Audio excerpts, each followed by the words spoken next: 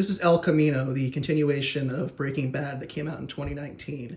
Right now, Jesse is searching Todd's old apartment to find something, and the first flaw of this is that he's using a lighter to search the apartment for light. And if you've used the lighter, you know that if you keep your finger on a lighter for too long, it will get hot and it will burn. But at no point during Jesse's search does he take his finger off the lighter. So that is the first flaw of this. Now, let's continue to watch. Okay, he's got a flashlight. That's great. No longer needs the lighter. What's he do?